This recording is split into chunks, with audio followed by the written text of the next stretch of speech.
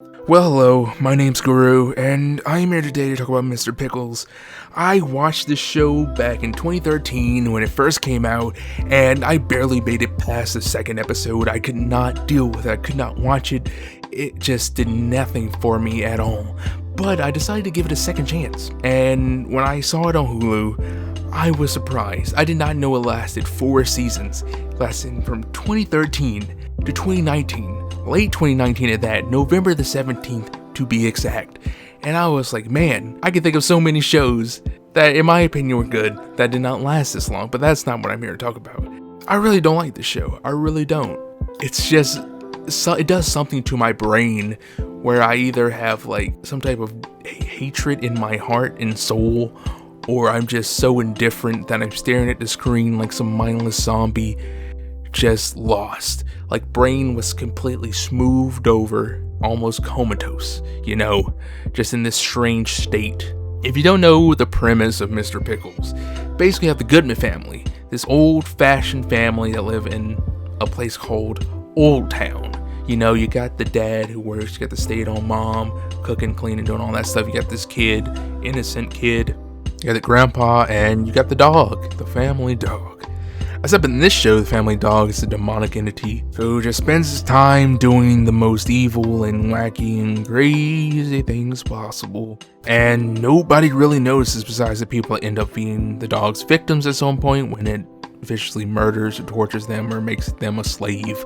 And the grandpa, who usually the dog just pranks in some horrible, terrible way and makes everybody just think that he's some crazy, senile old man who just has this weird obsession with this dog, even though he's very true when he tries to tell everybody that this dog is pure evil, with the fact that he has a doghouse that is actually the entrance to a secret dungeon where he tortures people on a daily basis and just has demonic imagery everywhere and does strange rituals. Nobody notices though, so few people, and the grandpa's the only one that really stays alive. And I'm just curious, how's the family never noticed there's something weird about this dog? They've never looked in a doghouse? They've never checked in there? Who built this doghouse? I'm wondering. I imagine they put it there for the dog at some point. I don't know. Guess they never just checked to see, hey, let's make sure this doghouse is fine or something for this dog we love so much. But who knows? I got no idea. Or maybe they would notice the fact this dog is strange in some ways. Not like, I guess it's not the strangest thing ever in the world, but the dog does spend most of his time just groping the mom. That's what it does a lot. But that's not really here or there. That's not really an important thing to say, I suppose. But the show for me is not good. Not good for me. I think it's like the worst Adult Swim show. Might be somewhat hyperbolic of a statement to make, but it's how I feel at this current point upon rewatching a lot of it. Really, I shouldn't say rewatching a lot of it. I might as well say watching it. I made it to like the second episode before I just couldn't take it anymore, so I'm just gonna say watching it, really. And it got very stale very quickly. The initial impressions I have we're like, okay, this is something. We got this dog right here. Dog is evil.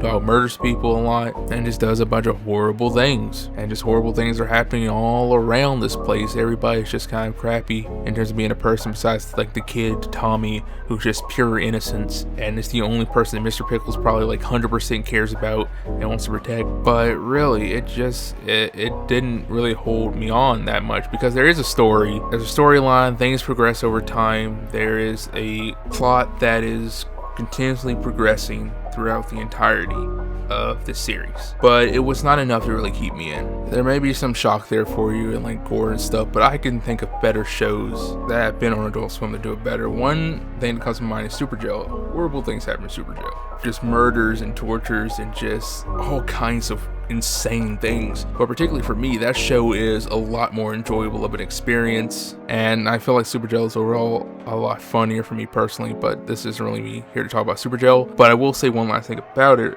Maybe it also has something to do with the visuals, but visuals aren't really the most important thing to me in terms of shows always, because there have been plenty of shows, especially on Adult Swim, that have been massive favorites of mine that aren't particularly visually appealing. Heck, I could easily say some of them look worse than Mr. Pickles, but they use it in such a way where it just adds to the overall experience. One thing that comes to my mind is Xavier Renegade Angel. That show, I wouldn't really say, if you were asking me, hey, think of a good show that also you'll be like, hey, look how magnificent, how fantastic.